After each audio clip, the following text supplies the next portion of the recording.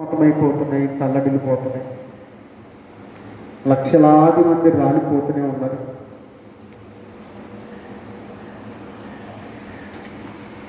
ప్రేమైన దేవులారా, దేవునికి మన క్రియల చేత పాపం పుట్టించాం కనుక మనం చేసుకున్న అపరాధముల వల్ల, మనం చేసుకున్న ఘోరాల వల్ల ఈ మరణాలు వచ్చేసాయి. అయితే ప్రేమైన దేవుని వారులారా, జాగ్రత్తగా ఆలోచించేద్దాం. మనిషి ఇవాళ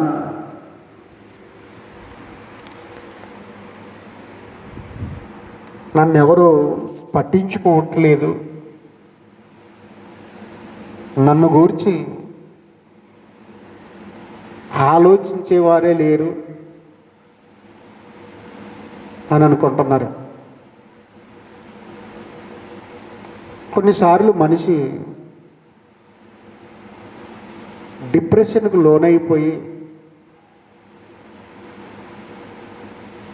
తనకు తాను హాని చేసుకుంటున్నాడు, చచ్చిపోతున్నాడు. ప్రేమైన దేవుని వారులారా, నిజంగా నిన్ను గురించి ఆలోచన చేసేవారు లేరా? నిన్ను గురించి పట్టించుకునేవారే లేరా? ఆలోచన చేయండి.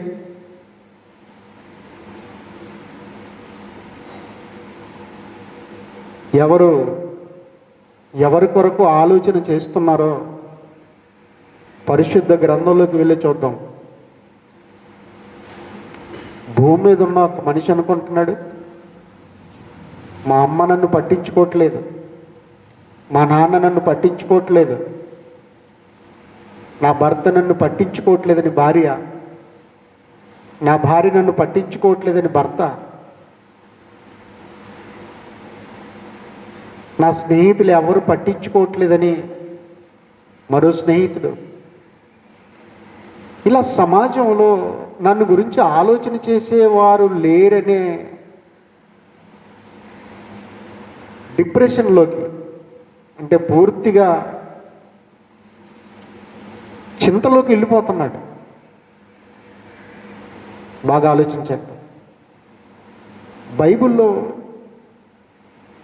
అద్భుతమైన సంగతులు చెప్పబడ్డాయి. నిజముగా నిన్ను గురించి ఆలోచన చేసేవారు లేరా? చూడండి, ఆదికాండము 2వ అధ్యాయం 18 వచనం చూడండి. ఆదికాండము 2వ అధ్యాయము 18వ వచనం చూడండి. మరియు దేవుడైన యెహోవా నరుడు ఒంటరిగా ఉండుట మంచిది కాదు, వానికి సాటి అయిన సహాయమును వాని కొరకు చేయుదుననుకొనెను. చూసారా? ప్రేమైన దేవుని వారులారా, అమ్మాయిలు వచ్చి ఆదికాండం 2వ అధ్యాయం 18 వచనాన్ని మనం చూసాం కదా.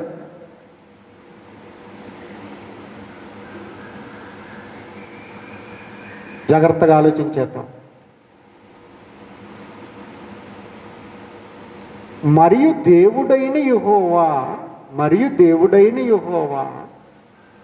నరుడు ఒంటరిగా ఉండుట మంచిది కాదని వానికి సాటి అయిన సహాయమును వాని కొరకు చేయుదుననుకొనెను.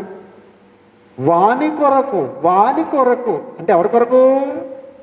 ఆదాము కొరకు. చూసారా? అంటే దేవుడు మనిషిని గురించి ఆలోచన చేస్తున్నాడండి. సాక్షాత్తు సృష్టికర్త అయిన దేవుడు మనిషిని గురించి ఎలా ఆలోచించేశాడు చూడండి. నరుడు ఒంటరిగా ఉండుట మంచిది కాదు, మంచిది కాదు. కనుక వాని కొరకు ఏదో చెయ్యాలి, వాని కొరకు ఏదో చెయ్యాలి. కాబట్టి ఏం చేయాలి ఆలోచించేశాడు దేవుడు. ఏం చెయ్యాలో ఆలోచించేశాడండి. వాని కొరకు సాటి అయిన సహాయమును చేయాలి అనుకున్నాడు. అనుకుని ఊరుకున్నాడా? ఏమండి, అనుకుని ఊరుకున్నాడా? చేశాడు. ఆదాము గారికి గాఢ నిద్ర కలిగించటం, అతని ప్రక్కటెముకలో ఒక ఎముకను తీసుకోవటం, ఆ చోటును మాంసంతో పొడిచేయటం, ఆ మీదట ఆ ఎముకతో స్త్రీని నిర్మించి ఆదాము దగ్గరికి తీసుకురావటం, వారిద్దరిని కూడా ఏం చేశాడు తెలుసా? ఆశీర్వదించాడు. మీరు ఫలించి అభివృద్ధి పొంది విస్తరించి భూమిని నిండించి దాన్ని లోపరుచుకోండి. దేవుడు మనిషిని గురించి ఆలోచన చేస్తున్నాడండి, ఆలోచన చేస్తున్నాడు. ఆదాము గారు నాకు భార్య కావాలి అని అడగలేదు, కానీ దేవుడే ఆలోచించేసాడండి. సాటి అయిన సహాయం కావాలి. భూమి మీదకి వెళితే నా పని చెయ్యాలి, నా కుమారుడు నా పని చేయాలి, నా కుమారుడికి సాటి అయిన సహాయం కావాలి. దేవుని పని చేసే విషయంలో, సువార్త విషయంలో, బోధ విషయంలో సహకారిగా ఉండాలని వేలాది లక్షలాది కోట్లాది మంది పిల్లలు వీరి గర్భము నుండి రావాలని దేవుడే ఆలోచన చేస్తున్నాడండి. ఆలోచించిన దేవుడు సాటి అయిన సహాయాన్ని ఇచ్చాడు. అందుకొరకే ఎముకలలోనే ఒక ఎముకను తీసి మాంసముతోనే మాంసము పూడ్చి ఈవరు నాకు వధువుగా చేసితివా,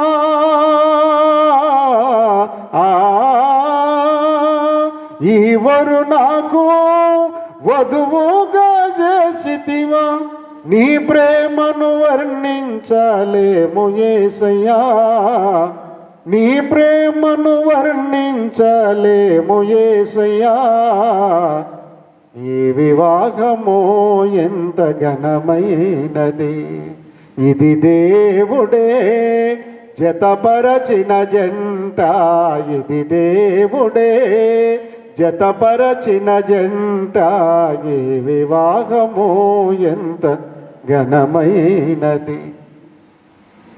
దేవుడు అవ్వగారిని తీసుకుని వచ్చి ఆదాముకి జతపరిచి వారిని ఆశీర్వదించాడండి. ఎందాక ఆలోచించేశాడు దేవుడు తెలుసా అండి నిన్ను గురించి? తరతరాలుగా ఆదాము ఒక్కడి కొరకే కాదండి, ఈరోజు కూడా, ఈరోజు వరకు, ఈ సృష్టి నాశనమయ్యేంత వరకు ఆలోచన చేస్తూనే ఉన్నాడు. బాగా ఆలోచించారా? కనుక ప్రియమైన దేవుని వారలారా, ఇవాళ పెళ్లి పత్రికల్లో కూడా మనం ఏం చేస్తాం తెలుసా? వివాహం అన్ని విషయంలో ఘనమైనది గాను పానుపు నిష్కల్మషమైనది గాను ఉండవలెను. హెబ్రీ పత్రిక 13:4. కనుక ఆనాటి నుండి, ఆది నుండి ఈ రోజు వరకు మనిషికి దేవుడు జతపరుస్తూనే ఉన్నాడు, వారిని ఆశీర్వదిస్తూనే ఉన్నాడు, వారికి సంతానం ఇస్తూ ఉన్నాడు. అంటే దేవుడు మరి మనిషిని గురించి ఆలోచిస్తున్నట్ట, ఆలోచన చేయనట్ట? అవునండి, ఆయన ఆలోచన చేస్తున్నాడు. చూసారా?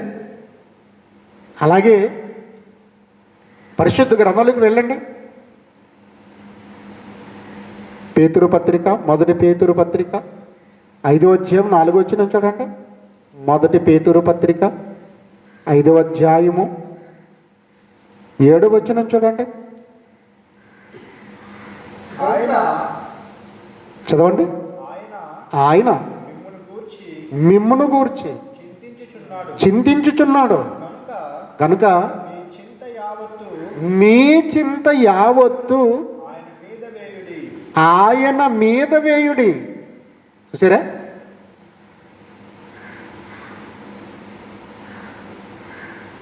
మరొకసారి చదవండి.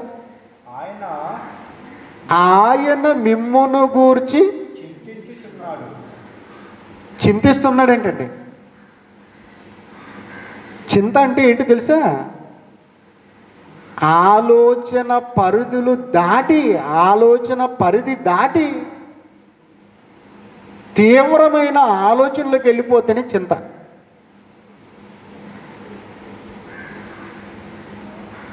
కన్న తండ్రి అయిన దేవుడు మనిషిని గూర్చి చింతించుచున్నాడటండి.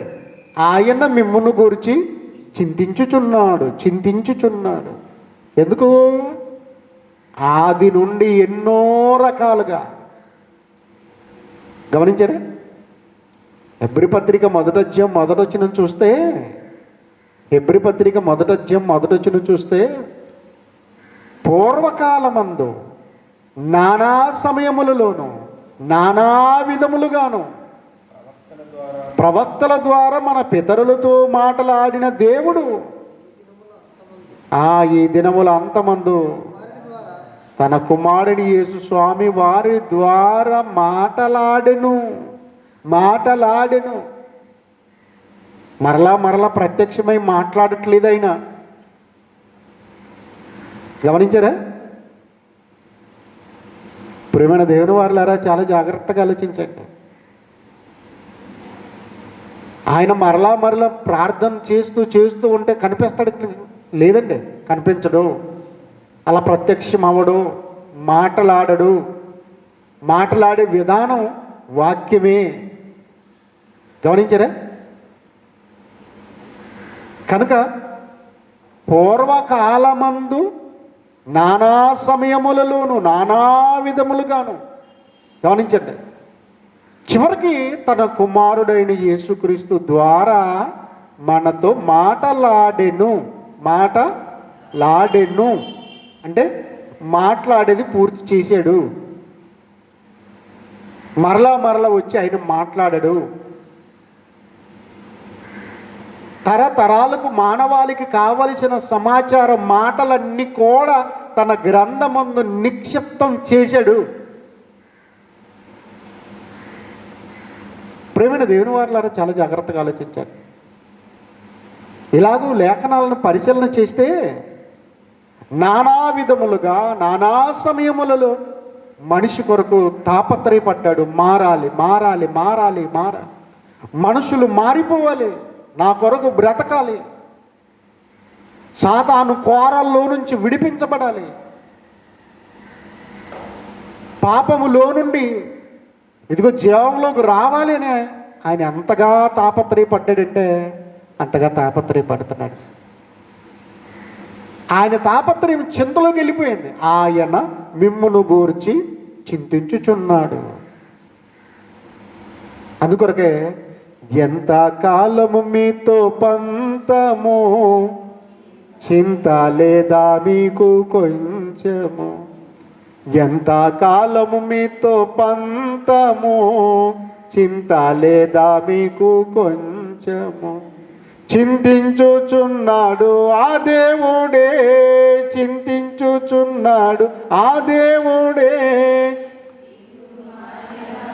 ఏ పనులు మానాలి? సిగ్గుమాలిన పనులు మానుడే. ఈ దినమో మరేప్పుడు యేసుని రాకడ తెలియదు. ఈ దినమే మార్పు నందుడి జీవితమానుడు. దేవునికి స్తోత్రం. కనుక ప్రియమైన దేవుని వారులారా, చాలా జాగ్రత్తగా ఆలోచించాం. నన్ను ఎవ్వరూ పట్టించుకోవట్లేదు, నన్ను గురించి ఆలోచన చేసేవారు లేరు నువ్వు అనుకుంటున్నాము. పరలోకపు తండ్రి నిన్ను గురించి ఆలోచన చేస్తూ ఉన్నాడు, చివరికి చింతిస్తున్నాడు.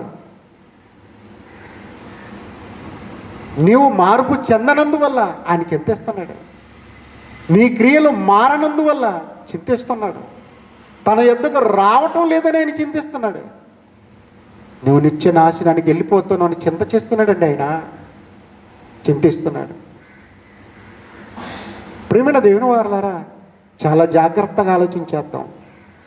నిన్ను గురించి ఆలోచించేవారు ఉన్నారా లేరా అని అంటే, ఇదిగో సాక్షాత్తు సృష్టికర్త అయిన మన నిర్మాణకుడైన దేవుడి దగ్గరికి వెళ్తే ఆయన అంటున్నాడు, నిన్ను గురించి చింతిస్తున్నాను నాన్న, చింతిస్తున్నాను. ఇంకెవరైనా ఆలోచించేసేవారు ఉన్నారా మనిషిని గురించి? లేఖనంలోకి వెళ్దాం. హెబ్రీకి రాసిన పత్రిక పరిశుద్ధ గ్రంథంలోని హెబ్రీ పత్రిక 7వ అధ్యాయము 25వ వచనాన్ని చూడండి. 7వ అధ్యాయము 25వ వచనాన్ని, ఈయన తన ద్వారా దేవుని యొద్దకు వచ్చు వారి పక్షమున విజ్ఞాపనము చేయుటకు నిరంతరము జీవించుచున్నాడు. చూసారా ప్రియమైన దేవుని వారలారా, లేఖనాలను చాలా జాగ్రత్తగా ఆలోచించేస్తే యేసుక్రీస్తు వారు తన ద్వారా తండ్రి యొద్దకు వచ్చు వారి పక్షమున ఏం చేస్తున్నాడట? విజ్ఞాపన చేస్తా ఉన్నాడు. విజ్ఞాపనం.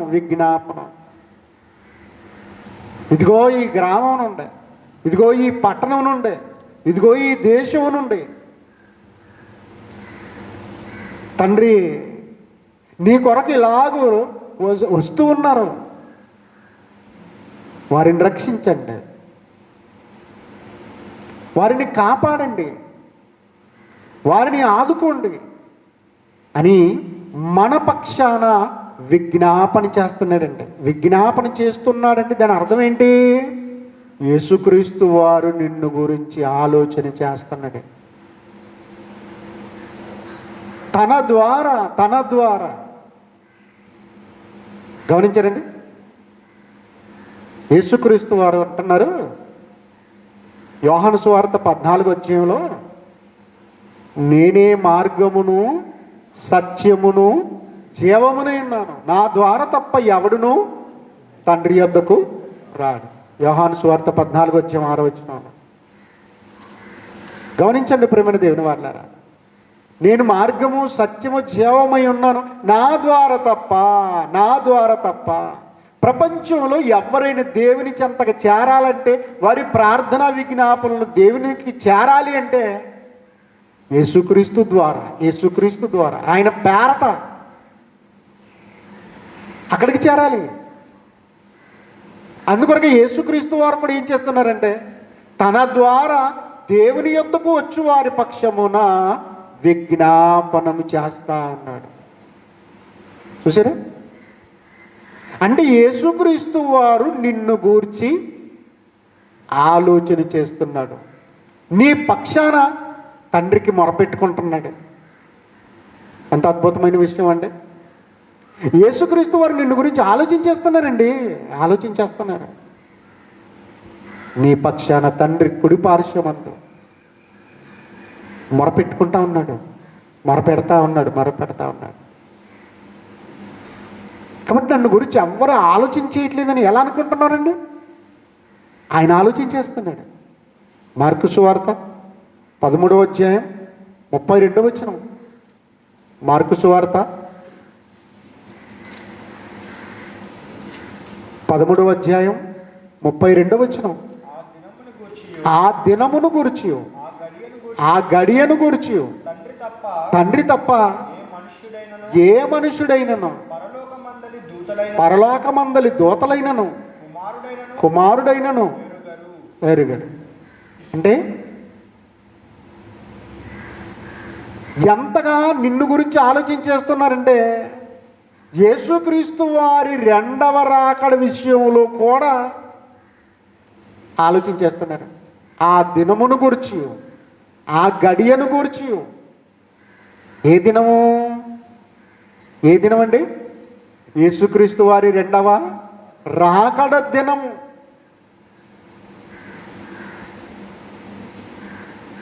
పరలోకమందలి దూతలు కూడా, భూమి మీద ఉన్న ఏ మనిషిని కూడా ఎరుగడు, కానీ దేవుడు మాత్రం ఆలోచించేస్తానే ఉన్నాడు. ఆ దినము, ఆ గడియ, నా కుమారుడిని యేసుక్రీస్తు వారిని భూలోకానికి పంపితే రెండవ రాకడగా, అప్పుడు నా పిల్లల పరిస్థితి ఎలా ఉంటుంది అని ఆయన ఆలోచించేస్తున్నాడండి. ఆ దినమును గురించి ఆలోచించేస్తున్నాడు ఆయన. చూసారా? దేవుడు నిన్ను గురించి ఆలోచన చేస్తా ఉన్నాడు. ప్రభువును రక్షకుడిని యేసు స్వాముల వారు నిన్ను గురించి ఆలోచన చేస్తూ ఉన్నాడు. నీ పక్షాన విజ్ఞాపనము చేస్తూ ఉన్నాడండి. కాబట్టి లేఖనాలను ఇంకా ఆలోచన చేస్తే పరిశుద్ధాత్మని దగ్గరికి వెళ్దాం. పరిశుద్ధాత్మ దగ్గరికి వెళ్దాం. ఆయన కూడా ఏమైనా ఆలోచన చేస్తున్నాడని మనల గురించి. రోమాపత్రిక 8వ అధ్యాయము, రోమాపత్రిక 8వ అధ్యాయము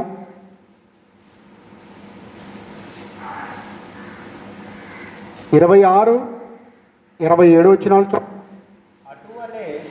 అటువలే ఆత్మయు మన బలహీనతను చూచి సహాయము చేయుచున్నాడు. ఎలయనగా మనము యుక్తముగా ఎలాగు ప్రార్థన చేయవలెనో మనకు తెలియదు గాని ఉచ్చరింప సఖ్యము కాని మూలుగులతో ఆత్మ తానే మన పక్షముగా విజ్ఞాపనము చేయుచున్నాడు. విజ్ఞాపనం చేయుచున్నాడు. చూసారండి? పరిశుద్ధ ఆత్మ గారు కూడా ఏం చేస్తున్నారట? ఏం చేస్తున్నారండి? మన పక్షముని ఏం చేస్తున్నాడట? విజ్ఞాపనం చేస్తా ఉన్నాడు. మనము యుక్తముగా ఎలాగూ ప్రార్థన చేయవలెనో మనకు తెలియదు కానీ మనకు తెలియని దానిని గురించి కూడా ఆలోచన చేసి, ఎవరు?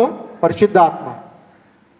మనకు తెలియని దానిని గురించి కూడా ఆలోచన చేసి ఏం చేస్తున్నాడట?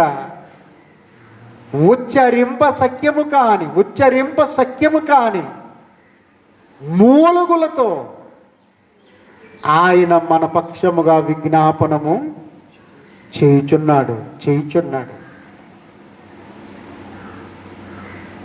అంటే ప్రార్థన ఎలా చెయ్యాలో కూడా పరిశుద్ధాత్మ మనలో ఉండి మూలుగులతో, ఉచ్చరింప సఖ్యము కాని మూలుగులతో విజ్ఞాపనం చేస్తున్నాడు. ఏంటంటే ప్రార్థన, యేసుని సందర్శన, పరమ తండ్రితో సంభాషణ. ప్రార్థన, యేసుని సందర్శన, పరమ తండ్రితో సంభాషణ. అంటే పరిశుద్ధాత్మ ఉచ్చరింప సఖ్యం కాని మూలుగులతో, ఆ మాటలతో యేసుక్రీస్తు ద్వారా తండ్రి అయిన దేవునికి మొరపెట్టిస్తా ఉంటాం. ప్రార్థన యేసుక్రీస్తు వారికి కాదండి చెయ్యాల్సింది, పరలోకములో ఉండు తండ్రి అయిన దేవునికి యేసుక్రీస్తు పేరట చెయ్యాలి అని పరిశుద్ధాత్మ మనలో ఉండి అలా విజ్ఞాపనం చేస్తున్నాడట. అంటే పరిశుద్ధాత్మ మనల గురించి ఏం చేస్తున్నాడు? ఆలోచన చేస్తా ఉన్నాడు. మనం యుక్తముగా ఎలాగూ ప్రార్థన చేయవలయునో మనకు తెలియదు, అయినా పరిశుద్ధాత్మయే మాట్లాడుతున్నాడు, విజ్ఞాపన చేస్తూ ఉన్నాడు. అంటే మనిషి పక్షముగా విజ్ఞాపన చేస్తా అన్నాడు. కాబట్టి ప్రియమైన దేవుని వారలారా, పరిశుద్ధాత్ముడు కూడా మనల గురించి ఏం చేస్తున్నాడు? ఆలోచన చేస్తున్నాడు. ఈ పరిశుద్ధాత్మ తండ్రి అయిన దేవుడు సృష్టిని చేసేటప్పుడు తన కుమారుని యేసుక్రీస్తు వారిని, తన కుమారుడైన పరిశుద్ధాత్మను కూడా పాలి భాగస్తులుగా చేసుకొని సృష్టించేశాడు. చూడండి, ఆదికాండం 1:2. ఆదికాండము 2 1 అండి, క్షమించండి, 1 భూమి నిరాకారముగాను శూన్యముగాను ఉండెను, చీకటి అగాధ జలము పైన కమ్మియుండెను, దేవుని ఆత్మ జలముల పైన పర్యవేక్షణ. కన్న తండ్రి అయిన దేవుడు ఈ సృష్టిని కలిగిస్తున్నప్పుడు ఇది ఎలా ఉందో రిజల్ట్ చెప్పాలి. యేసుక్రీస్తు వారేమో ప్రధాన శిల్పిగా ఉన్నాడు, పరిశుద్ధాత్మ ఏమో పర్యవేక్షణ అంటే ఏమంటారు? సూపర్వైజర్ అన్నమాట. తండ్రి చేసిన ఈ సృష్టి బాగుందో లేదో చూస్తున్నాడు. భూమి నిరాకారంగాను శూన్యముగాను ఉండెను, ఆత్మ జలముల పైన సంచరిస్తుంది. అది మంచిదైనట్టు దేవుడు చూశానంటాడు. ఈ లేఖనాల్లో ఆ 1 అధ్యాయం ఆదికాండం అంతా చూస్తూ ఉంటే అది మంచిదైనట్టు, వెలుగు కమ్మని పలకగా ఆ ప్రకారమాయను, అది మంచిదైనట్టు దేవుడు చూశాను. చూసారా? ఇలా పరిశుద్ధాత్ముడు కూడా మనల గురించి ఆలోచన చేస్తూ ఉన్నాడు, మన పక్షాన విజ్ఞాపనము చేస్తూ ఉన్నాడండి. కాబట్టి ఇలాగ లేఖనాలను జాగ్రత్తగా పరిశీలన చేస్తే ప్రేమైన దేవుని వారలారా, ఇంకా మనిషిని గురించి లేదా నిన్ను గురించి నన్ను గురించి ఎవరెవరో ఆలోచన చేస్తున్నారో చూడండి. మత్తయి సువార్త 18:10. మత్తయి సువార్త 18:10. ఈ చిన్నవారిలో ఒకరినైనను తృణీకరింపకుండా చూసుకొనుడి, వీరి దూతలు పరలోకమందున్న నా తండ్రి ముఖమును ఎల్లప్పుడూ పరలోకమందు చూచుచుందురని మీతో చెప్పుచున్నాను. దేవునికి స్తోత్రం. ప్రియమైన దేవుని వారలారా, యేసుక్రీస్తు వారు భూమి మీద మాట్లాడుతూ ఈ చిన్నవారిలో ఒకనినైనను తృణీకరింపకుండా చూచుకొనుడి, వీరి దూతలు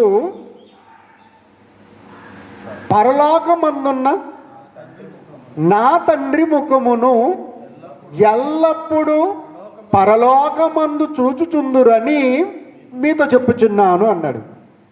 వీరి దూతలు అంటే దేవుని దూతలు ఉన్నారు. దేవుడు తన పిల్లలైన మనకు కూడా దూతలను పెట్టాడు. కానీ అవి కంటికి కనిపించట్లేదు. ఆ దూతలు మన కంటికి కనిపించట్లేదు, ఎందుకంటే అవి ఆత్మలు. ప్రియమైన దేవుని వారలారా, యేసుక్రీస్తు వారు భూమి మీద ఉన్నప్పుడు 40 రోజులు 40 రాత్రులు 40 పగుళ్ళు ఉపవాసం ఉండిన పిమ్మట సాతాను యేసు స్వామిని శోధించడానికి వచ్చాడు. ఒక ఎత్తైన కొండ మీదకి తీసుకుని వెళ్ళి ఇక్కడి నుండి కిందికి దూకుము, నీ దేవుని కుమారుడు అయితే ఇక్కడ నుండి కిందికి దూకుము, నీ పాదము రాతికి తగలకుండా నీ తండ్రి నీ దూతలకు ఆజ్ఞాపించును. నీవు దేవుని కుమారుడు, ఇది ఇక్కడి నుంచి దూకమయ్యా, దూకు అని చెప్పి మాట్లాడింది. అక్కడ మనం ఒక విషయం ఆలోచించవలసింది ఏంటంటే, యేసుక్రీస్తు వారికి దూతలు ఉన్నారు. ఆయన పాదము రాతికి తగలకుండా ఎత్తి పట్టుకుంటారు అనే మాట లేఖనంలో ఉంది. అలాగే యేసుక్రీస్తు వారు పుట్టినప్పుడు కూడా దూతలు వచ్చి ఏం చేశారు? ప్రతి గానములు చేశారు. ప్రియమైన దేవుని వారలారా, అలాగే లాజరు చనిపోయినప్పుడు కూడా దేవదూతలు వచ్చారా? వచ్చి లాజరు గారి ఆత్మను ఎక్కడ తీసుకెళ్ళారు? పరదేశులో ఉన్న, మూడవ ఆకాశములో ఉన్న, ఆ పరదేశులో ఉన్న అబ్రహాము రొమ్మున ఆనుకుని పెట్టారు. దేవునికి స్తోత్రం. చూసారా? కనుక ప్రియమైన దేవుని వారలారా, దేవదూతలు కూడా ఆలోచన చేస్తూ ఉన్నాయి.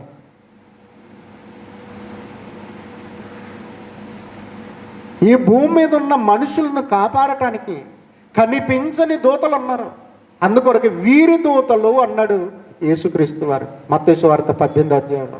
వీరి దూతలు పరలోకమందున్న నా తండ్రి ముఖమును ఎల్లప్పుడూ పరలోకమందు చూచుచుందురు అన్నాడు. అంటే పరలోకపు కన్న తండ్రి మనిషిని గురించి ఆలోచన చేస్తూ ఉన్నాడు కనుక, ఆలోచనకు తగ్గట్టుగానే ఏ అపాయమైతే మనుషులకు వస్తుందో తన దూతలకు అక్కడి నుంచి ఆజ్ఞాపిస్తాడు. ఆయన ముఖాన్ని ఎల్లప్పుడూ చూస్తున్నా. ఎందుకు? ఇప్పుడు నన్ను చూస్తూ ఉన్నారు. నేను దేవుని వాక్యాన్ని మాట్లాడుతూ ఉన్నాను. నాకు నీళ్ళు అవసరమైంది. మీతో ఏం చెబుతాను తెలుసా? ఇలాగ సైగ చేస్తానే చేయను. ఇలాగ సైగ చేశానంటే అర్థం ఏంటి? నీళ్ళు ఇవ్వండి అని. అలాగే పరలోకము కన్న తండ్రి అయిన దేవుడు తన దూతలకు ఆజ్ఞాపిస్తున్నాడు. అందుకొరకే ఆయన ఏ సైగ చేస్తాడో, సైగ చేసిన, కనుసైగ చేసిన వెంటనే భూలోకానికి వెళ్ళిపోయి తన పిల్లలైన వారికి పరిచర్య చేయాలి. అందుకొరకే ఏ తెగులు నీ గుడారము సమీపించదయా, అపాయమేమీ రానే రాదయ్యా. ఏ తెగులు నీ గుడారము సమీపించదయా, అపాయమేమీ రానే రాదయ్యా. దేవునికి స్తోత్రం.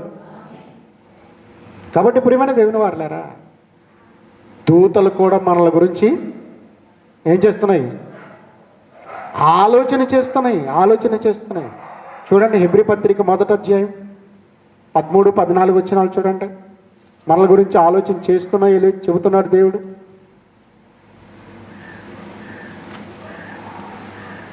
హెబ్రీ పత్రిక 1వ అధ్యాయం 13-14 వచనాలు చూడండి. అయితే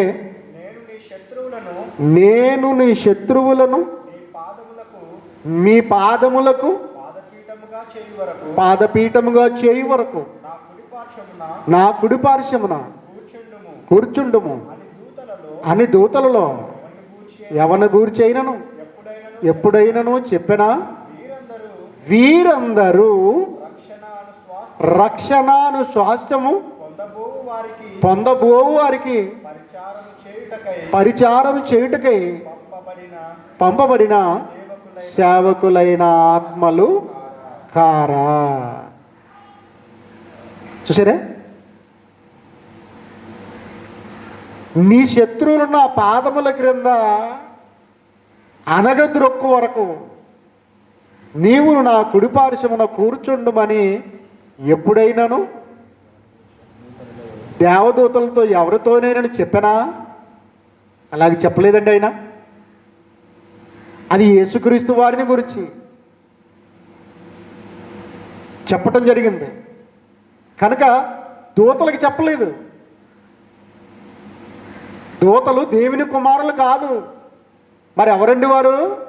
దేవుని కుమారులైన మనుష్యులకు, రక్షణ పొందబోవు వారికి సేవ చేయు, పరిచర్య చేయు సేవకులైన ఆత్మలు. ఆత్మలు పరిచర్య చేసే ఆత్మలు, పరిచర్య చేసే దూతలు, మనకు పరిచర్య చేసేవాళ్ళు. భూమి మీద తమ పాపాన్ని విడిచిపెట్టి, ఈ లోక స్నేహాన్ని విడిచిపెట్టి రక్షణ పొందగోరే వారికి సేవ చేయు సేవకులండి. మనకు సేవ చేయడానికి వచ్చారు అంటే మనల గురించి ఆలోచన చేస్తూ ఉన్నారు. దేవదూతలు ఆలోచన చేస్తున్నారండి. ఇందాక ఎవరెవరు ఆలోచన చేస్తున్నారని చెప్పుకున్నాం. ఎవరు ఆలోచన చేస్తున్నారు? తండ్రి అయిన దేవుడు మనిషిని గురించి, నిన్ను గురించి ఆలోచన చేస్తున్నాడు. యేసు ప్రభు వారు కూడా నిన్ను గురించి ఆలోచన చేస్తూ ఉన్నాడు. పరిశుద్ధాత్ముడు కూడా నిన్ను గురించి ఆలోచన చేస్తూ ఉన్నాడు. ఇంకెవరు ఆలోచన చేస్తున్నారు? దేవదూతలు ఆలోచన చేస్తున్నారు. ఇంకెవరు ఆలోచన చేస్తున్నారో లేఖంలోకి వెళ్ళిపోండి. రోమిలకు రాసిన పత్రిక 8వ అధ్యాయము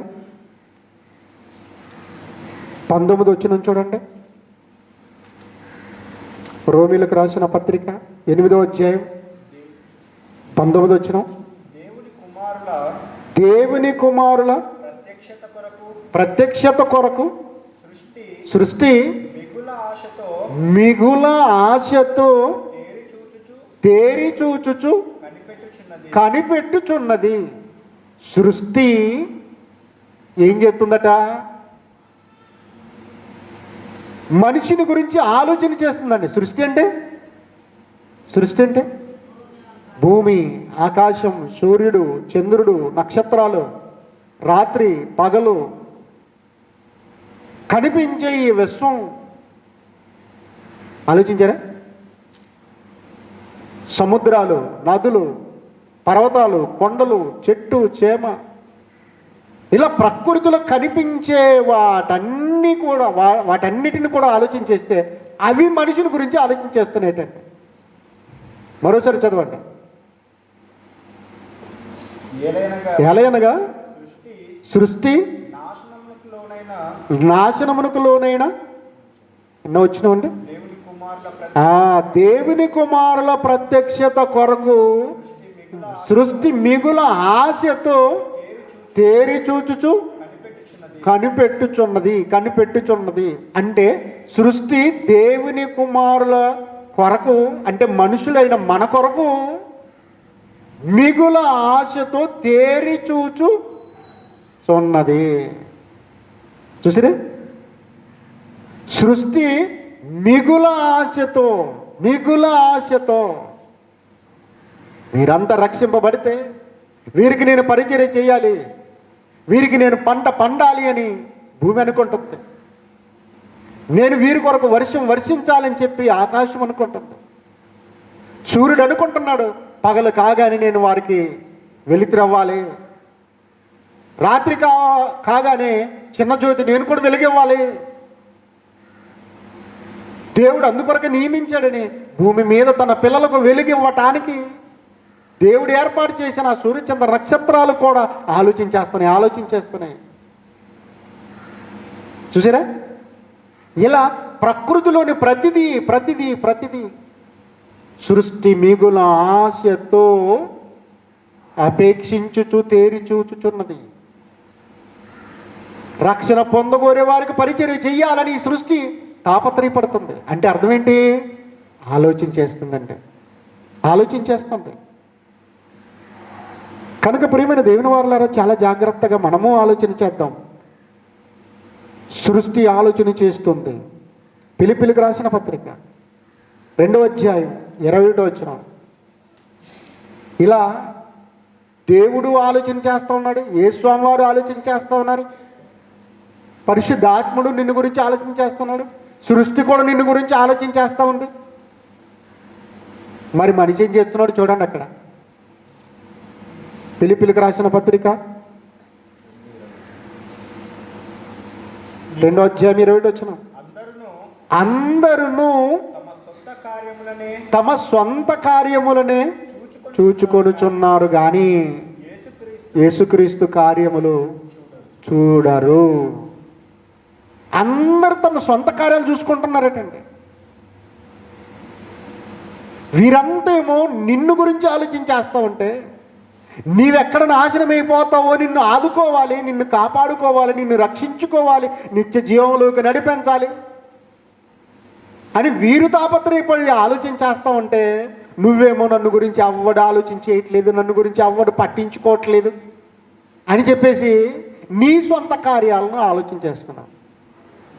అందరూ తమ సొంత కార్యములను ఆలోచించేసుకొనుచున్నారు కానీ యేసుక్రీస్తు కార్యములను చూడరు అని చెప్పాడు. కాబట్టి ప్రియమైన దేవుని వారులారా, చాలా జాగ్రత్తగా మనము ఆలోచించేద్దాం. నిన్ను గురించి ఇంకెవరు ఆలోచించేస్తారో అద్భుతమైన విషయం చూద్దామా?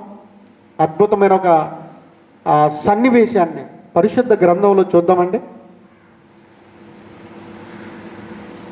ప్రియమైన దేవుని వారులారా, లూకాసు వార్త 16వ అధ్యాయం చూస్తే, లూకాసు వార్త 16వ అధ్యాయంలో చూస్తే 24 చూడండి. లూకాసు వార్త 16వ అధ్యాయం 24. భూమి మీద కొంతకాలము బ్రతికి, తన కోసం బ్రతికి, తన కోసమే, తన శరీరం కోసమే, తన సుఖభోగాల కోసం బ్రతికి చనిపోయిన ఒక ధనవంతుడు ఉన్నాడు.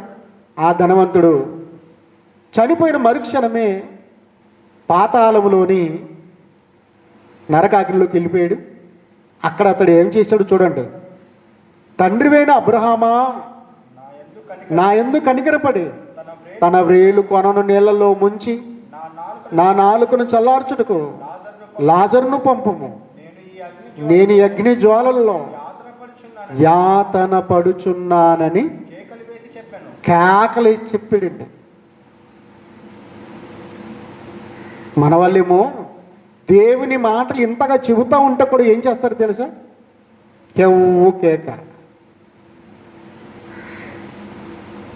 కెవ్వు కేక అని ఇక్కడ కేకేస్తున్నారు. కేకేస్తావా? కేకేస్తావా? నా మాట వినవా? దేవుడు అనుకుంటున్నాడు, మారవా? లేదండి. అలాగ కెవ్వు కేక అనేవాడు చివరికి అగ్ని గంధకములతో మండు గుండంలో పడి ఏం చేస్తాడు తెలుసా? తండ్రి అయిన అబ్రహామా, నా యందు కనికరపడి తన వ్రేలు కొన నెలలో ముంచి నా నాలుకను చల్లార్చుటకు లాజరును పంపుము, నేను ఇక్కడ అగ్ని జ్వాలలో యాతన పడుచున్నానని బిగ్గరగా కేకలు చెప్పేశాడు. అక్కడ ఎంత భయంకరమైన పరిస్థితిని చూడండి. 27 వచ్చిన చూడండి. అప్పుడు అతడు, తండ్రి అలాగైతే నాకు 5 సహోదరులు ఉన్నారు, వారును ఈ వేదనకరమైన స్థలమునకు రాకుండా వారికి సాక్ష్యం ఇచ్చుటకై నా తండ్రి ఇంటికి వారిని పంపుమని నిన్ను వేడుకొనుచున్నాను. చూసారా? నరకములో కాలిపోతున్న ఒక ధనవంతుడు కూడా ఆలోచన చేస్తున్నాడండి. భూమి మీద ఉన్న నీ కోసం, తన సహోదరుల కోసం ఆయన ఏం చేశాడు తెలుసా? ఆలోచన చేస్తున్నాడు. నేనేది ఈ వేదనకరమైన స్థలంలోకి వచ్చేసాను, భూమి మీద ఉన్న నా సోదరు రాకుండా ఉండాలంటే ఏం చేయాలని ఆలోచన చేసి, తండ్రి అయిన అబ్రహామా, అలాగైతే భూమి మీద నాకు 5 సహోదరులు ఉన్నారు, వారు ఈ వేదనకరమైన స్థలమునకు రాకుండా నిమిత్తం ఇదిగో నీ దగ్గర ఉన్నటువంటి ఈ లాజర్ గారిని పంపించేయి. ఈ లాజర్ గారు వెళ్ళి చెబితే వారు మారిపోతారు, వారు మీ దగ్గరకు వచ్చేస్తారు, ఈ వేదనకరమైన స్థలమునకు రాకుండా ఉంటారని ఆలోచించేసాడు. అంటే చనిపోయిన వ్యక్తులు కూడా మనల గురించి ఆలోచించేస్తాను. ఎంత అద్భుతం అండి! చనిపోయిన మనిషే, అవును, నీ ఇంట్లో ఎవరైనా యేసు స్వామిని నమ్ముకోకుండా మారు మనసు పొందకుండా చచ్చిపోయారా? అయితే వారు ఇవాళ నిన్ను గురించి ఏం చేస్తున్నారు? ఆలోచన చేస్తూ ఉన్నారు. తండ్రిని అబ్రహామా, ఇదిగో భూమి మీద నా భర్త ఎలా ఉన్నాడు, నా భార్య ఎలా ఉన్నాడు ఉంది, నా పిల్లలు ఎలా ఉన్నారు, నా సోదరులు ఎలా ఉన్నారు, వారు మారిపోలేదు. చూసారా, చనిపోయిన వారు సహితము నిన్ను గురించి ఆలోచన చేస్తున్నారండి, ఆలోచన చేస్తున్నారు. ప్రేమైన దేవుని వారలారా, చాలా జాగ్రత్తగా ఆలోచించాలి. ఆ వేదనకరమైన స్థలములో వారి వేదనను కూడా ఆలోచన చేయకుండా భూమి మీద ఉండే నీ కోసం ఆలోచన చేస్తున్నాడు. అక్కడ ఆ వేదన ఎంత భయంకరంగా ఉంటుందో కానీ మాటల్లో చెప్పనలవి కాదు. అక్కడ ఎలా ఉంటుందో తెలుసా? అగ్నిగుండం బగ్గు బగ్గున మండుచున్న ఎన్నడారని అగ్నిలో నా బగ్గు బగ్గున మండుచున్న ఎన్నడారని అగ్నిలోన కుమిలి కుములుచు ఏడ్చిన ఓదార్చువారు, కుమిలి కుములుచు ఏడ్చిన ఓదార్చువారు లేరు లేరు, నీకెవారు లేరు ఓదార్చువారు. ఎంత చెప్పిన వాక్యమినకపోతివి, సాగిపోదువ చింతతో నరకానికి. కాబట్టి ప్రియమైన దేవుని వారలారా, చనిపోయిన వారు సహితం నిన్ను గురించి ఆలోచన చేస్తా ఉన్నారు. ప్రియమైన దేవుని వారలారా, చాలా జాగ్రత్తగా ఆలోచించండి. ఇలా లేఖనాలను జాగ్రత్తగా పరిశీలన చేస్తూ ఉంటే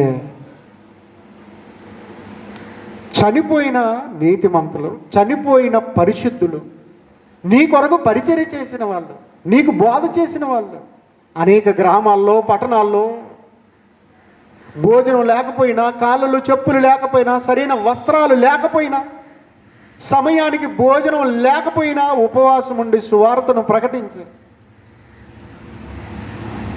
మనకు దేవుని మాటను, దేవుని జ్ఞానాన్ని బోధించి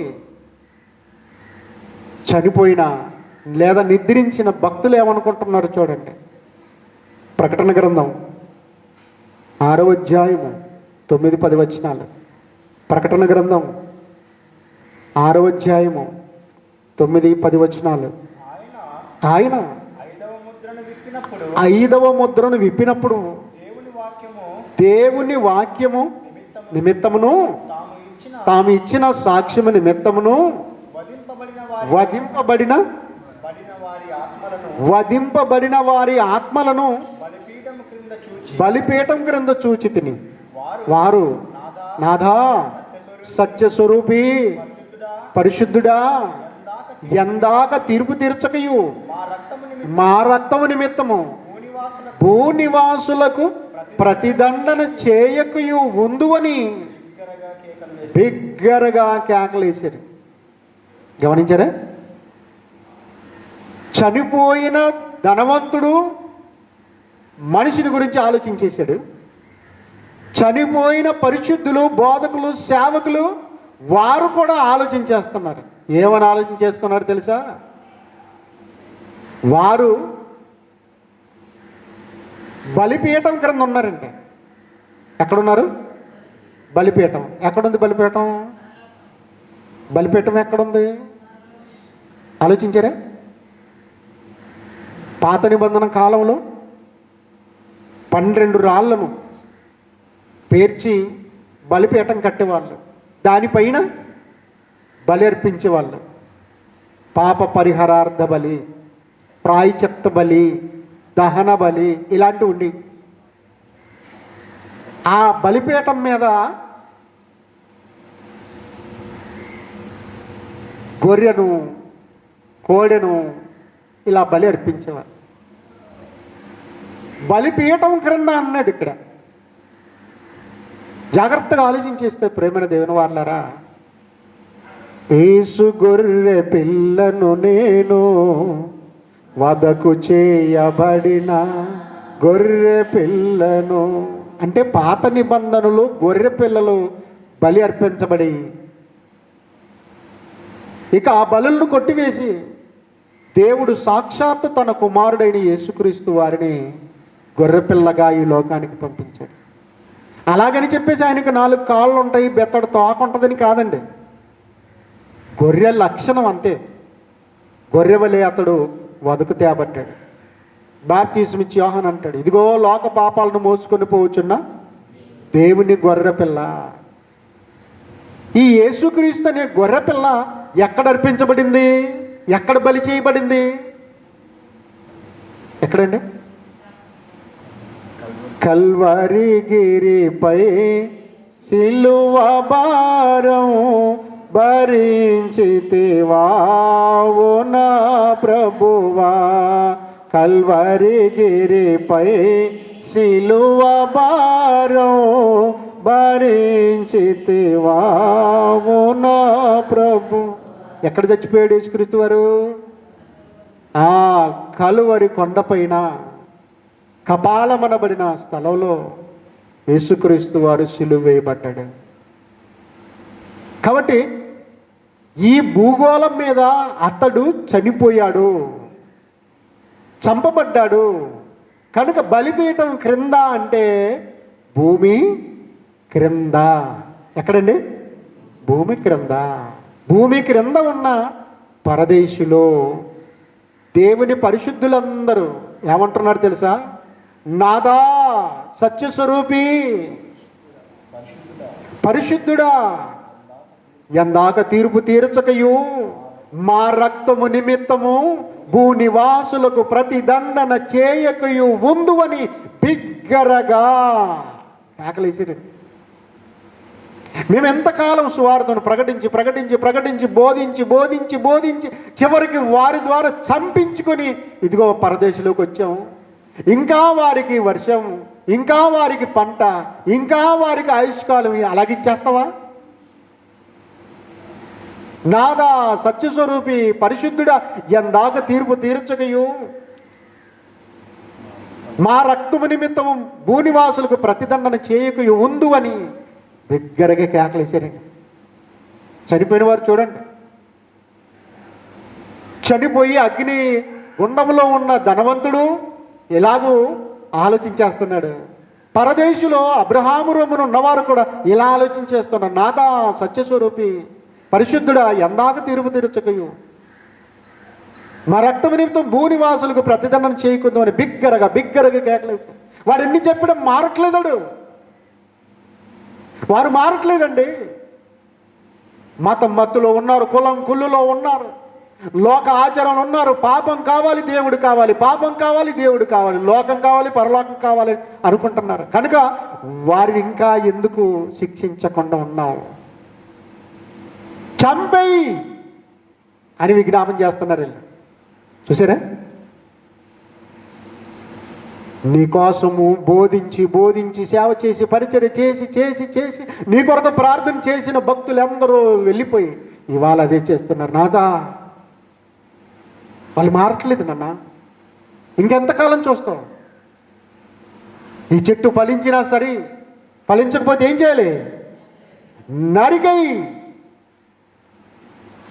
అంజూరపు చెట్టు ఒకటి నాటెను ద్రాక్ష,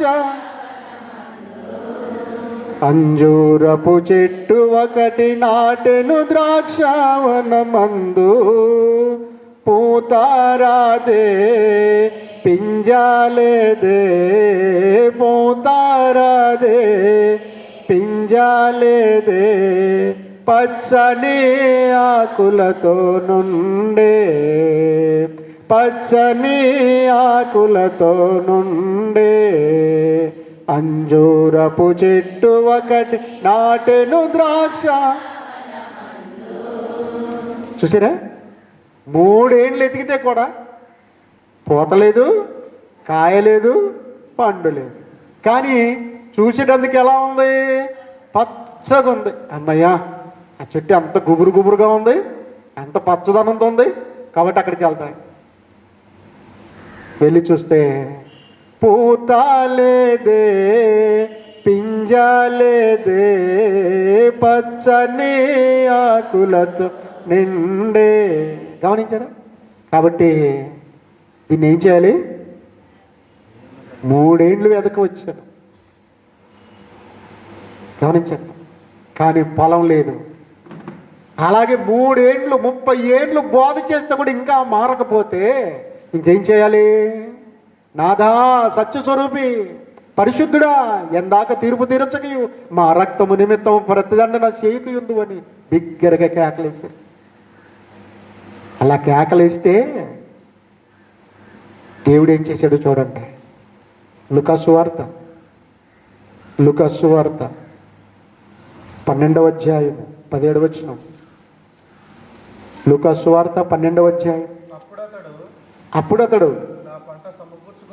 నా పంట సమకూర్చుకొనుటకు నాకు స్థలం చాలదు గనుక నేనేమి చేయదునని తనలో తాను ఆలోచించుకొని నేను ఇలాగ చేతును, ఆ కొట్లు విప్పి వాటికంటే గొప్ప వాటిని కట్టించి అందులో నా ధాన్యమంతటిని నా ఆస్తిని సమకూర్చుకొని నా ప్రాణంతో నా ప్రాణమా అనేక సంవత్సరములకు విస్తారమైన ఆస్తి నీకు సమకూర్చబడి ఉన్నది. సుఖించుము, తినుము, త్రాగుము, సంతోషించుమని తన ప్రాణముతో చెప్పుకుంటున్నాడండి. విస్తారమైన పంట పండింది. ఏ ఇంట్లో పెట్టుకోవాలో తెలియట్లేదు, ఏ గిడ్డంగులు పెట్టుకోవాలో తెలియట్లేదు. కనుక విస్తారంగా పండింది కనుక నా కొట్లు విప్పి అంతకంటే గొప్ప వాటిని కట్టించి నేను పండించిన ధాన్యమును ఆస్తిని సమకూర్చుకొని అందులో ఉంచుకొని నా ప్రాణంతో ఇలాగ చెప్పుకుంటాను. ఏమని? నా ప్రాణమా అనేక సంవత్సరములకు ఒక ఆస్తిని నీ కొరకు సమకూర్చి ఉన్నాను. తినుము, త్రాగుము, సుఖించుమని సంతోషించుమని తన ప్రాణముతో చెప్పుకొందు అనుకొంటిని. గమనించారా? అప్పుడు దేవుడు ఏం చేశాడు చూడండి. అయితే దేవుడు వెర్రివాడా, ఈ రాత్రి నీ ప్రాణమును అడుగుచున్నారు. దేవుడు అడగట్లేదు భూమి మీద ఇంకా కొంతకాలం ఉంటే మారుతావేమో, మారు మనసు తెచ్చుకుంటావేమో అని ఆయన నిన్ను వదిలిపెట్టేశాడు. నీ ప్రాణంతో ఆయనకు అవసరం లేదు కాబట్టి ఆయన తన ప్రాణాన్ని అడగట్లేదు. సాతాను ఏమైనా అడుగుతాడంటే సాతాను అడగట్లేదు. కారణం ఏంటంటే భూమి మీద ఉంటే ఇంకా కొంతకాలం నీతో దుర్మార్గ పనులు చేయించవచ్చు కనుక నీవు ఉండాలి. అంటే దయ్యానికి అవసరం లేదు నీ ప్రాణంతో, దేవునికి కూడా అవసరం లేదు. కానీ ప్రియమైన దేవుని వారులారా, బలిపీఠము క్రింద ఉన్న నీతిమంతులు, నీ కొరకు సేవ చేసి చనిపోయిన పరిశుద్ధుల ఆత్మలు ఏమంటున్నాయి తెలుసా? నాదా సత్యస్వరూపి అని మొరబెడుతున్నాయి కదా.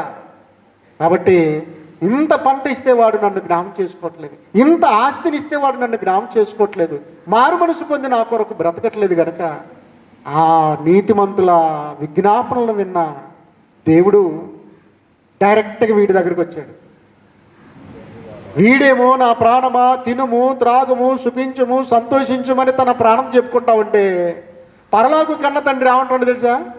వెరివాడా, ఈ రాత్రి నీ ప్రాణమును అడుగుచున్నారు. ఎవరు?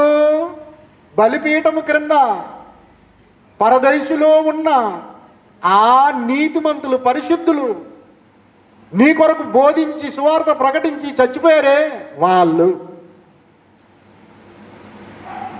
కేకలేస్తున్నారే బాబు. అందుకొరకే వెర్రివాడ ఈ రాత్రి నీ ప్రాణమును అడుగుచున్నారు. నీవు సంపాదించినవన్నీ అవని వదును. అందుకొరకే ధనము సంపాదించేవారు ఈ ధరణి యందు నిలువాలేరు. ధనము ఈ ధరణి యందు నిలువాలేరు. వారు పాము నోట కప్పవలె, వారు సాగిపోదురు నరకానికి. వారు పాము నోట కప్పవలె, వారు సాగిపోదురు నరకానికి. గనుక నమ్మవద్దు నమ్మవద్దు ఈ మాయాలోకం, నమ్మవద్దు నమ్మవద్దు.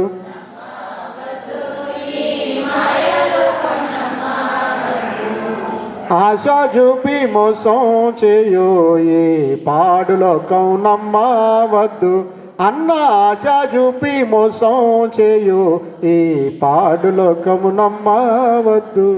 కనుక ప్రియమైన దేవుని వారలారా, చాలా జాగ్రత్తగా ఆలోచించండి. చనిపోయిన పరిశుద్ధులు కూడా నిన్ను గురించి ఆలోచన చేస్తున్నారు. ఇక మట్టు పెట్టేసాయి. ఎంతకాలం నువ్వు ఎన్ని చేసినా వాళ్ళు మారట్లేదు కనుక ప్రతిదండన చెయ్యి అని వారు అంటున్నారండి. ఇక మరొక అద్భుతమైన పర్సన్ ఉన్నాడు. పేతురు పత్రిక చూడండి. పేతురు పత్రిక, మొదటి పేతురు పత్రిక 5వ అధ్యాయం 8వ వచనం. నిబ్బరమైన బుద్ధి గలవారై, మొదటి పేతురు పత్రిక 5వ అధ్యాయం 8వ వచనం. నిబ్బరమైన బుద్ధి గలవారై మెలకుగా ఉండుడి. మీ విరోధి అయిన అపవాది గర్జించు సింహం వలె ఎవరిని మృంగుదునా అని వెదుకుచూ తిరుగుచున్నాడు. అంటే హార్డ్ వర్కర్, 24 hours నిద్రాహారాలు లేవు వాడికి. ఎవరికి? మన విరోధికి. ఆడ దేవుడికి విరోధి కాదు, మనకు విరోధి. తండ్రి అయిన దేవుడు ఏ పరలోకాన్ని అయితే మన కొరకు సిద్ధపరుస్తున్నాడో, ఏ సింహాసనం మీద అయితే మనల్ని ఉంచాలనుకున్నాడో, ఏ కిరీటాలు ధరించి నిత్య జీవంలో ఉంచుకోవాలనుకున్నాడో, మరణమైనను రోగమైనను లేని ఆ లోకంలో ఉంచుకోవాలనుకున్నాడో, ఆ లోకానికి వెళ్ళనివ్వకుండా మనకు విరోధముగా వీడొచ్చాడు. ఎవడు? మీ విరోధి అయిన అపవాది. మరి ఏం చేస్తున్నాడండి? వాడు మనిషిని గురించి ఆలోచించేస్తున్నాడు. నన్ను గురించి ఎవ్వరు చేయట్లేదు అనుకుంటున్నావా? నిన్ను గురించి అందరూ ఆలోచించేస్తున్నాడు. చూడండి, మీ విరోధి అయిన అపవాది గర్జించు సింహము వలె ఎవరిని మృంగుదునా అని వెదుకుచూ తిరుగుచున్నాడు.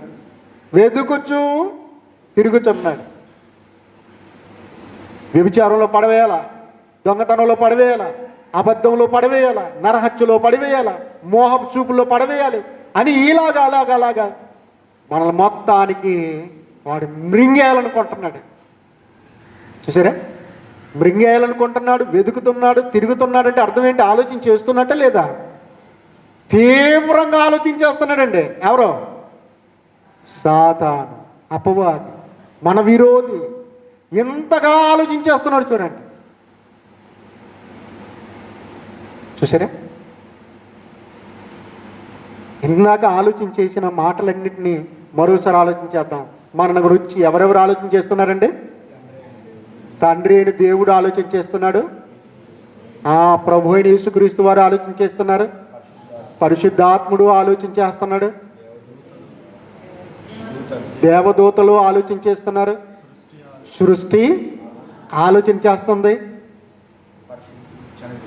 చనిపోయిన అగ్నిగుండములో ఉన్నవారు ఆలోచన చేస్తున్నారు, పరదేశంలో ఉన్న భక్తులు ఆలోచన చేస్తున్నారు.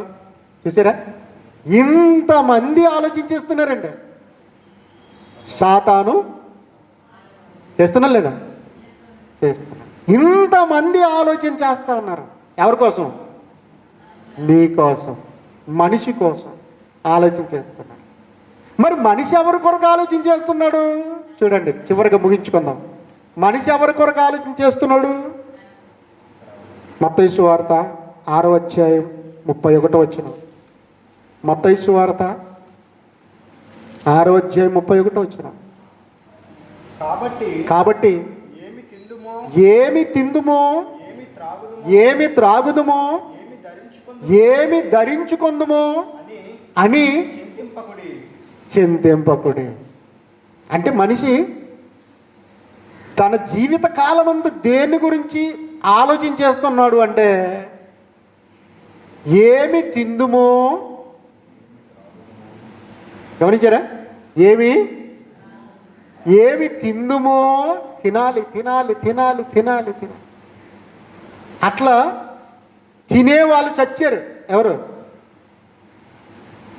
ఆదామవ్వలు వద్దన్న పండు తినే ఆత్మీయంగా చచ్చిపోయారు. దేవుడు ఇజ్రాయేలులకు ఆహారం కురిపిస్తే మాంసం కావాలి మాంసం కావాలని దేవుణ్ణి ధిక్కరించారు, మోషేను దూషించారు. చివరికి మాంసాన్ని కూడా దాచిపెట్టుకొని తిన్నారు. ఆశపడి తిని ప్రేమైన దేవుని వారి చిగుళ్ళు వాచిపోయి చచ్చిపోయారు. చూసారా ఎంత భయంకరం అంటే? తిన్న మాంసం పళ్ళల్లో ఇరుక్కుంటే కొంతమంది కూలీలు పెట్టి పెరికేవాళ్ళట. దేన్ని? పళ్ళ సందుల్లో ఉన్న మాంసాన్ని. చిగుళ్ళు దవడలు వాసిపోయి. గమనించారా? ఆశా నిరాశాయే ఆవేదనెదురాయే ఆధ్యాత్మికలే మిగనే అల్లాడిన వలలు. గమనించారా? ఆశ నిరాశ అయిపోయింది. కాబట్టి ప్రియమైన దేవుని వారలారా, మనిషి ఏం గురించి ఆలోచన చేస్తున్నాడంటే ఏమి తిందుమో. ఈరోజు వరకు కూడా ఏమి తిందుమో ఏమి తిందుమో ఏమి తిందాం. తర్వాత ఏమి త్రాగుదుమో. అక్కడ పొద్దున్న లేచేటప్పటికి అది ఉండాలి. ఏది?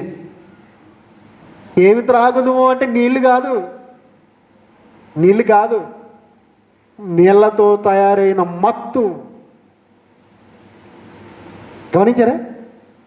ఇంకొక అతడికి ఒక చోట చూశాను నేను. ఆ రోడ్డు వెంబడి పోతున్నాను. ఆ ఇంటి ముందు ఆయన భోజనం చేసుకుంటూ కూర్చున్నాడు. భోజనం ప్లేట్ ఉంది, పక్కన ఏముండాలి? నీళ్ళ చెంబు ఉండాలి. నీళ్ళ చెంబు లేదు. కళ్ళు సీసే పెట్టుకున్నాడు అక్కడ. ఇది తినాలి, ఈ ముక్కలు తినాలి, ఆ చుక్కలు తాగాలి. చూసారా ప్రేమైన దేవుని వారలారా? నేను అలాగ వెళ్తుంటే సార్ వచ్చాడని చెప్పి ఆ సీస ఎక్కడ పెట్టాలా? భార్య ఇంట్లో ఉంది, అతడు బయట కూర్చోంది అంటున్నాడు. ఏయ్ ఎక్కడ పోయావు అంటే సారు కంటికి ఈ కళ్ళు సీస కనిపించకూడదని. నేను అదంతా గమనిస్తూనే ఉన్నాను. ఇంకేం చేస్తాం? కనుక ప్రియమైన దేవుని వారలారా, ఏమి తిందుమో ఏమి త్రాగుదుమో ఏమి ధరించుకుందుమో అని ఆలోచన చేస్తున్నారు, చింతిస్తున్నారండి. తినేదాన్ని గురించి, తాగేదాన్ని గురించి, ధరించుకునే దాని గురించి ఆలోచన చేస్తున్నారు. కానీ పరలోకం అంటూ ఒకటి ఉంది. నన్ను గురించి ఆలోచన చేసే దేవుడు ఉన్నాడు. మా ప్రభు అయిన యేసుక్రీస్తు వారు ఉన్నారు, పరిశుద్ధాత్ముడు ఉన్నాడు, దేవదూతలు ఉన్నారు, ఈ సృష్టి ఉంది. ఈ సాతాను కూడా ఆలోచన చేస్తూ ఉన్నాడు. చనిపోయిన వారు కూడా ఇదిగో అగ్నిగుండంలో ఉన్నవారు ఆలోచన చేస్తున్నారు, పరదేశంలో ఉన్న నీతిమంతులు ఆలోచన చేస్తున్నారని ఒక్క కోశాన కూడా ఇతడు ఆలోచన చేయట్లేదు. ఏమి తిందుమో ఏమి త్రాగుదుమో ఏమి ధరించుకుందుమో అని తన దేహమును గురించి ఆలోచన చేసుకుంటున్నారు తప్ప తన రక్షణ గురించి, తన ఆత్మను గురించి, తన నిత్యత్వాన్ని గురించి మనిషి ఆలోచన చేయట్లేదు. కనుక ప్రియమైన దేవుని వారలారా, చాలా జాగ్రత్తగా ఆలోచించండి. నీ కొరకు ఎవరు ఆలోచించట్లేదా? నిన్ను పట్టించుకునేవారు లేరా? ఏమండి? నిన్ను గురించి ఆలోచిస్తున్నారు లేదా? ఎంతమంది ఆలోచిస్తున్నారు ఇప్పుడు లెక్క చెప్పండి. తండ్రి అయిన దేవుడు ఆలోచన చేస్తున్నాడు, ప్రభు అయిన యేసుక్రీస్తు వారు ఆలోచన చేస్తున్నారు, పరిశుద్ధాత్ముడు ఆలోచన చేస్తున్నాడు, దేవదూతలు ఆలోచన చేస్తున్నారు, సృష్టి ఆలోచన చేస్తుంది, చనిపోయిన అగ్నిగుండంలో ఉన్నవారు ఆలోచన చేస్తున్నారు, చనిపోయిన పరిశుద్ధులు కూడా ఆలోచన చేస్తున్నారు. తర్వాత అపవాది ఆలోచించేస్తున్నాడు. ఇంతమంది నీ కొరకు ఆలోచన చేస్తూ ఉంటే నన్ను గురించి ఆలోచన చేసేవాడు ఎవ్వరు లేరని నువ్వు అనుకుంటున్నావు. జాగ్రత్త. ఇంతమంది ఆలోచన చేసినప్పుడు, ఇంతమంది పట్టించుకుంటున్నప్పుడు, ప్రేమైన దేవుని వారులారా, దేవుడు అంటున్నాడు, నీ తల వెంట్రుకలన్నీ కూడా లెక్కింపబడ్డాయి. జాగ్రత్త, తప్పించుకోలేవు. కనుక దేవుడిచ్చిన ఈ శరీరాన్ని, దేవుడిచ్చిన ఈ మనసును, దేవుడిచ్చిన ఈ ప్రాణాన్ని, దేవుడిచ్చిన సమస్తాన్ని ఆయనకు అర్పించేసేయి. ఆయనకు అర్పించేయి. అందుకొరకే సమర్పణ చేయుము ప్రభువునకు నీ దేహము ధనము సమయమును. సమర్పణ చేయుము ప్రభువునకు నీ దేహము ధనము సమయమును. గమనించారా? కాబట్టి సమస్తము ఆ కన్న తండ్రి అయిన దేవునికి అర్పించి భూమి మీద ఆయన కోసం బ్రతికి దేవుడున్న ఆ లోకానికి వెళ్ళాలి, లేదా భయంకరమైన అగ్ని ఉండడానికి వెళ్ళిపోతావు. కాబట్టి నిన్ను గురించి ఆలోచన చేసేవారు ఉన్నారని గుర్తెరిగి ఏమి తిందుమో, ఏమి త్రాగుదమో, ఏమి ధరించుకుందామని తుచ్చమైన వాటి కొరకు ఆలోచన చేసి జీవితాన్ని వాటి కొరకు అర్పించొద్దు. ఒకరోజు ఈ శరీరాన్ని వదిలిపెట్టి వెళ్ళిపోవాలి. కాబట్టి ప్రేమైన దేవుని వారులారా, అట్టి మార్గమే యేసుక్రీస్తు వారు. అలా పరలోకంలో చేరుకోవడానికి యేసుక్రీస్తు వారు మార్గము, సత్యము, జీవమై ఉన్నాడు. అలాగూ ఆ యేసు స్వామిని నమ్ముకొని పరలోకానికి చేరుకోవాలని ప్రభు పేరిట మనవి చేస్తూ ముగిస్తున్నాను. దేవుడు తన మాటలను మన హృదయంలో ఉంచి ఫలింపజేయనుగాక. ఒక చిన్న మాట ప్రార్థన చేసుకున్నాం. దయగల తండ్రి, మహోన్నతుడా, మీ పాదాలకు స్తుతులు స్తోత్రాలు అన్న. మనిషిని గురించి ఆలోచించేవారు ఉన్నారా లేరా అన్న మాటలు మీ పరిశుద్ధ గ్రంథం నుంచి చూసాం. అనేకమైన విషయాలు చెప్పారు. తండ్రి మీకు స్తుతులు స్తోత్రాలు. ఈ లోకమును గురించి ఆలోచన చేయకుండా ఏమి తిందుమో, ఏమి త్రాగుదమో, ఏమి ధరించుకుందామని కాకుండా మిమ్మును గురించి ఆలోచించి నీ కొరకే బ్రతికే భాగ్యాన్ని ప్రసాదించుమని చేరువచ్చిన వారిని, నీ వాక్యం విన్న మీ పిల్లలందరినీ దీవించి ఆత్మయందు బలపరిచి ఆత్మీయ జీవితమునిచ్చి మీ కొరకే బ్రతికింపజేయమని యేసువారి పుణ్యనామముని ఈ ప్రార్థన సమర్పిస్తూ ఉన్నాము తండ్రి. ఆమేన్.